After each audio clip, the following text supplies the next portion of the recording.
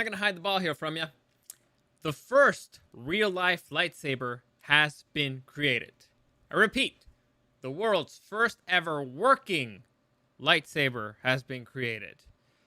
Let's go through that. Welcome to the newest episode of SDW. Super Dario World!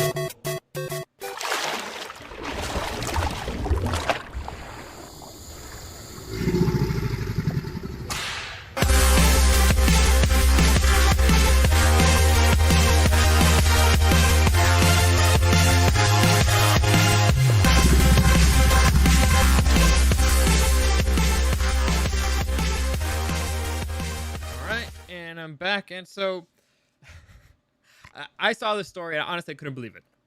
I cannot believe it at first, but it's interesting. It's the stuff of sci-fi boys' dreams, and also the stuff of common sense nightmares. But before we get into that little piece of story, let me just give you a quick reminder that any comments, questions, or suggestions, you can find me at Dario the Show on Instagram and at Super Dario World.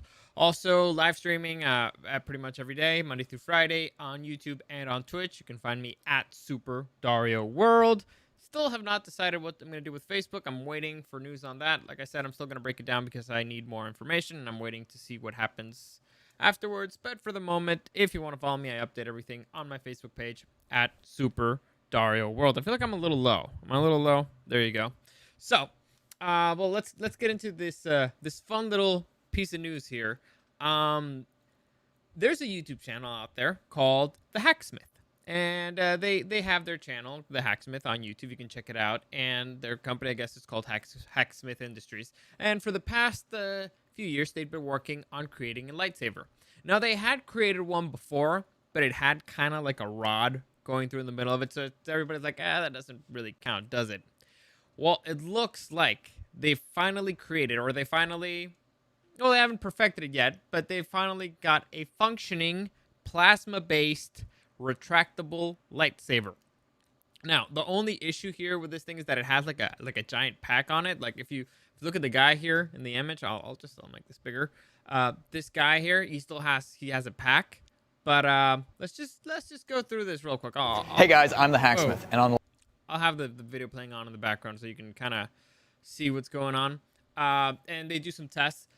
Basically, let me see. How can I explain this? It's kind of like a blowtorch, like a gigantic blowtorch, but it's compressed. Like, honestly, just check out the video because they do a whole bunch of cutting tests. They have multiple videos on it. I believe they have 2 at this moment. I recommend you check it out. It is basically a giant blowtorch. But here's the thing, and here's why I found this interesting.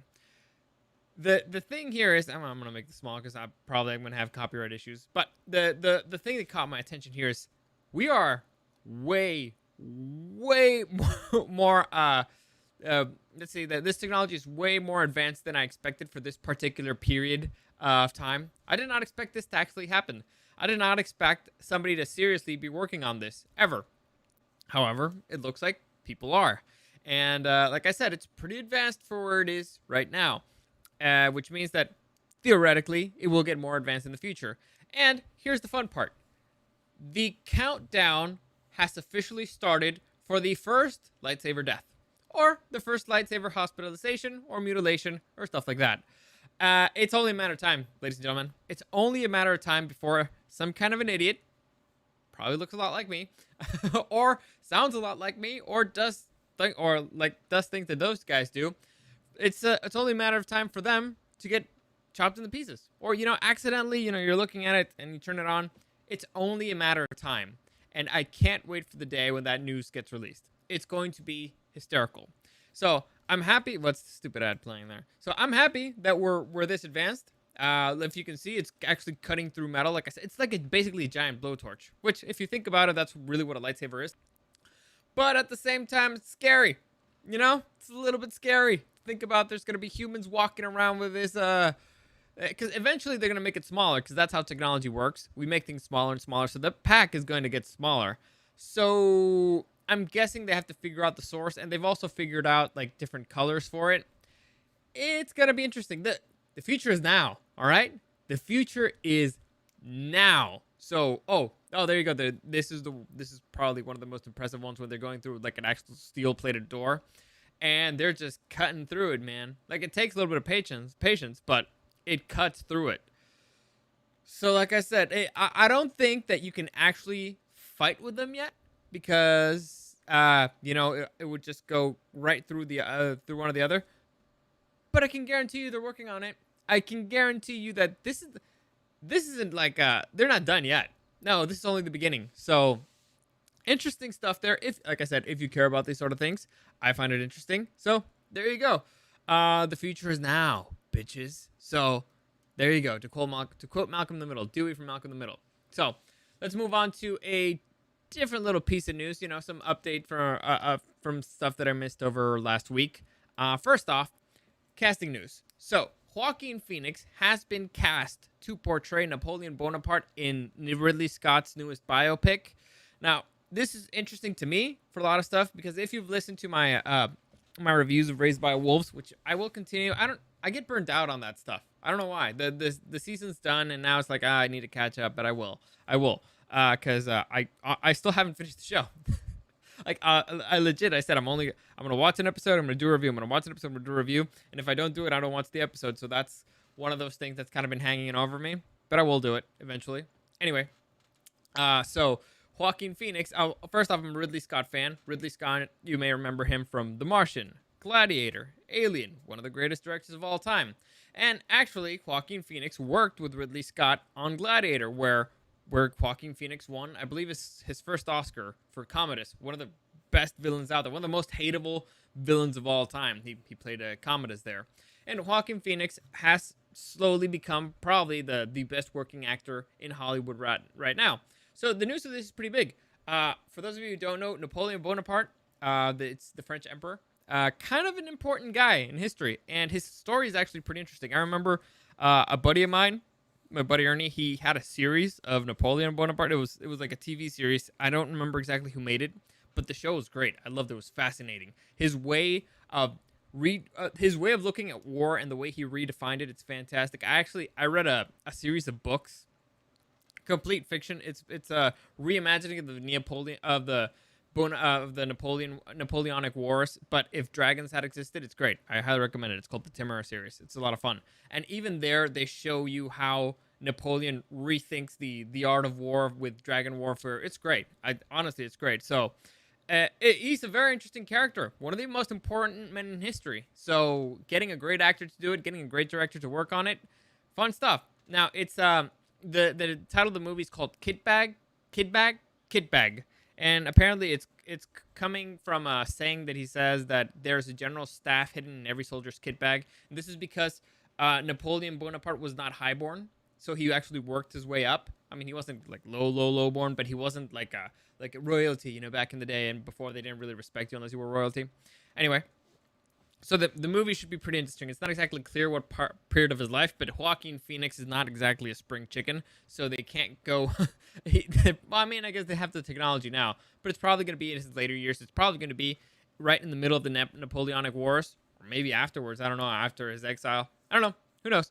But it's interesting. I'm looking forward to it. Finally, you're starting to hear about movies that you actually want to see. And the movie supposedly will start shooting early next year, but we'll see. Like I said, we're still in COVID time. We don't know anything about anything.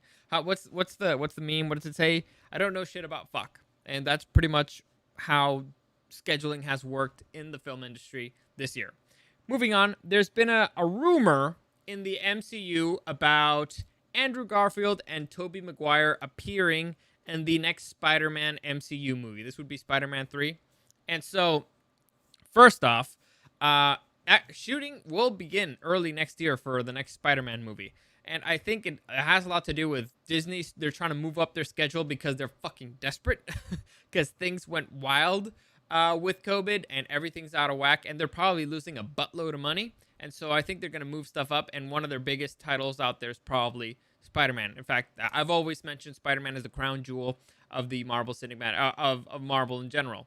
So Now, there's been a lot of rumors around this movie. There's been rumors that Jamie Foxx's Electro is going to come back. There's been rumors that Benedict Cumberbatch's Doctor Strange is going to be a part of it. There's been a whole bunch of rumors everywhere. But we finally have a statement from Sony. Because I said, there's been rumors that this is going to be a multiverse stuff. There's a bunch of crazy things. And it's been reported that Tobey Maguire and Andrew Garfield are going to come back. And it's going to be like a Spideyverse type of deal. Here is what a representative from Sony Pictures has said about the movie. Okay, are you ready? Here we go. Quote, "Those rumored castings are not confirmed." I'll say it again.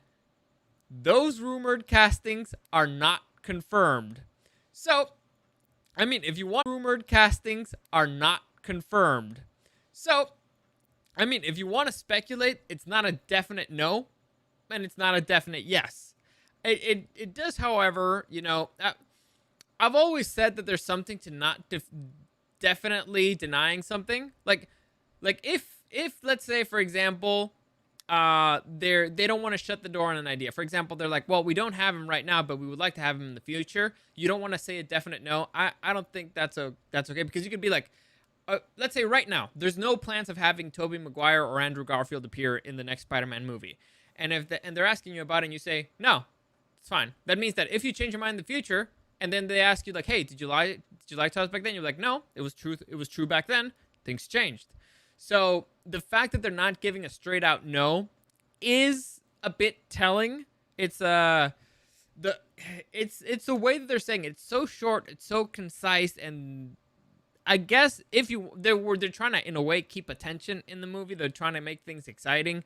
I understand that, but at the same time, it's like, could you have given us a little bit more? Like a little. It's the fact that the statement is so short, right? Usually, if it's a no, they would have been like, no, we don't have anything right now. However, it would be exciting. It's an idea that we're exploring. It could be interesting. We don't know what the future of Spidey in the MCU will be, but it's an interesting avenue. We own the rights to those stories. I'm sure that we have great relationships with Tobey and Andrew. I'm sure they would be more than interested if the opportunity ever comes around, if the right script comes around, stuff like that. They usually give you a little bit more, right? It's because it gives you stuff to talk about.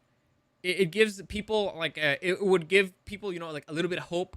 It just, you know, a sprinkling of hope right there for you to get excited and think about it and start talking about it like crazy. Like people like me are like, oh my god, can you imagine this? Can you imagine like a Spider-Verse movie, but actually like live action stuff? I don't think it's gonna be as good as Into the Spider-Verse, but it could be pretty exciting. So actually it was a terrible breakdown, but whatever. I'm not in the breakdown business right now. Anyway, so it's way too short, and it's one of those things that it's like you're hiding something. It's almost like a tongue-in-cheek thing where you're like, the rumored castings are not confirmed, so they're not unconfirmed either. So you're not confirming anything, but you're not saying that it's flat out not true, and you're not actually giving us anywhere to go with. I'm gonna make a bet. I'm gonna make a bet that they are trying, in the very least, to get these two in the movie. Because again, Disney kind of desperate right now because they lost a lot of money. And so they're going to be trying wilder stuff. They're probably going to be, they're going to have to up their game, particularly for the MCU, because right now, I still can't figure out where they're going. And there's not much excitement left for it at this particular moment in time. So they need to do something. And if I have to make a guess, well, you know what? If I have to invest in something, I would invest in Spider-Man. If I'm Marvel and I know that right now the parent company and Marvel itself, we're losing money. We're bleeding out money, and we need to come back and make a big splash. I'd invest everything in Spider-Man, because Spider-Man is the crown jewel of the MCU. Most of their movies have been financially successful, even the ones that sucked. And so I would take a risk and bet it all on Spider-Man right now, and hopefully that reboots well, not reboots, but hopefully that reignites the excitement in the fan base, the excitement for the next saga of the MCU, everything. That's what I would do. But then again, they don't hire me, they don't pay me for those things. So, yeah, you know what? If they fail, they fail. If they decide to do something else, it might even be better. But who knows? We'll see. Anyway, on the last teeny tiny little piece of news, and I almost did not want to talk about this, but I kind of have to. because I'm sick of the story. I'm sick of the story. But David Ayer, the director of Suicide Squad, says, and I quote, well, he says that his original cut of Suicide Squad is fucking amazing. That is a quote from him, and I'll read you his tweet. Here's straight out of David Ayer's Twitter. I took the hits like a good soldier when the studio cut hit the streets. It's who I am. I watched my cut for the first time since it was abandoned. It is fucking amazing. On God. I felt guilty for years like I fucked. Nope. It's fire. It's the tone of the Comic-Con trailer 100%. So, first off, the Comic-Con trailer was fantastic. The Comic-Con trailer, I believe it has Bohemian Rhapsody in it. Or it's a Queen song, I'm pretty sure. Anyway, so that trailer was so good. It made me rank, and for those of you who don't know, every year I make a list of what I expect will be the best movies, the best geek movies of that year. And for that year, the Comic-Con trailer was so good that I said Suicide Squad is going to be the best geek movie to come out this year. I was dead fucking wrong. It's the worst I've ever, that's the worst prediction I've ever had in my life. I mean, in my entire life, it's the most wrong I've ever been. So, and it was all because of that Comic-Con trailer, because the Comic-Con trailer looked great. However, you know, there's been so much fucking talk about the Ayer cut. You know, the Ayer cut. And it's all because of Zack Snyder, because there's going to be a Snyder cut of Justice League and all that stuff. And I'm pretty sure that the David Ayer cut might be a little bit better. It might be a little bit better than the original theatrical version, just because, you know, how could it be worse, right? Like, I'm pretty sure. However, there's a few episodes back, what was it, like a month ago, maybe 2 months ago, I read a scene from the David Ayer cut, and it was a Joker scene, and I believe it had Harley Quinn in there and Enchantress, and it was seen at the end, and I was complete and total fucking garbage. I had a blast reading that scene because I could not stop fucking laughing. It was ridiculous. It's some of the worst dialogue I've ever read.